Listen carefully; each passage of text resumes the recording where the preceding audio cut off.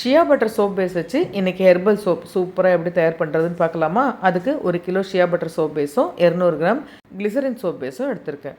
Soap base அப்படியே இருக்கட்டும். ஒரு பாத்திரத்தில் தண்ணி எடுத்து நம்ம எடுத்து வச்ச மூலிகைகள் எல்லாம் அலசி எடுத்துக்கலாம். குப்பைமேனி இலை, திருநீற்று பச்சிலை, துளசி, வேப்பிலை மட்டும் கொஞ்சம் நிறைய எடுத்துக்கணும். எல்லாத்தையும் நல்லா தண்ணியில் அலசி மிக்ஸி ஜாரில் எடுத்து வச்சுக்கலாம். அதுக்கப்புறம் அலோவேராவை 2ஆக கட் பண்ணி உள்ளே நல்லா அலசி நல்லா நுங்கு மாதிரி அதை சீவி அதையும் எடுத்து வச்சுக்கலாம். எல்லாத்தையும் மிக்ஸி ஜாரில் சேர்த்துட்டு ஒரு 1/2 ஸ்பூன் அளவுக்கு மஞ்சள் தூள் சேர்த்து நல்லா நைஸாக அரைச்சி எடுத்து வச்சுக்கலாம்.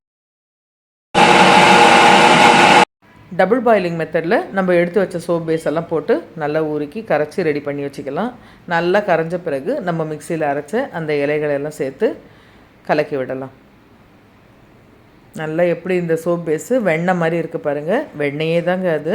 நம்ம அரைச்சி வச்ச அந்த மூலிகை, அலோவேரா, மஞ்சள் கலவையை சேர்த்துடலாம். சேர்த்துட்டு நல்லா கலந்து விடலாம். 4 விட்டமின் இ டேப்லெட் எடுத்து வச்சுருக்கேன். 4த்தையும் முனையை கட் பண்ணி ரெடியாக எடுத்து வச்சுருக்கேன். 4 விட்டமின் இ டேப்லெட்டையும் 1 பை 1 நான் அந்த சோப் பேஸில் சேர்த்துட்றேன். அதுக்கப்புறம் 2 ஸ்பூன் அளவுக்கு தேங்காய் எண்ணெய் அதையும் சேர்த்துட்றேன். செக்கில் ஆட்டின தேங்காய் எண்ணெய் தான் யூஸ் பண்ணுறேன் நான். ஃப்ராக்ரன்ஸ்க்காக லெமன் ஃப்ராக்ரன்ஸ் ஆயில் சேர்க்குறேன். லெமன் ஃப்ராக்ரன்ஸ் ஆயில் சேர்த்து நல்லா கலந்து விட்டு கொஞ்சம் நேரம் கழித்து இறக்கிடலாம். சோப் பேஸ் எல்லாம் நான் க்ளீன் பண்ணி ரெடியாக எடுத்து வச்சுருக்கேன். நம்ம ரெடி பண்ண அந்த சோப் லிக்விடை இதில் சேர்த்துடலாம். சோப் மோல்டில் எல்லா சோப்பும் சேர்த்த பின்னாடி நம்ம லைட்டர் வச்சு அந்த பபிள்ஸ் எல்லாம் நம்ம ரிமூவ் பண்ணிடலாம். ஒரு 2 ஹவர்லேயே சோப்பு சூப்பராக தயாராகிடுச்சு.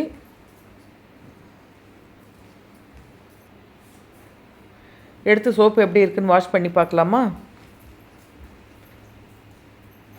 இத்தனை மூலிகை இலைகளை போட்டு இந்த சோப்பை தயார் பண்ணியிருக்கோம். நம்மளோட ஸ்கின்னுக்கு ரொம்ப ரொம்ப நல்லது.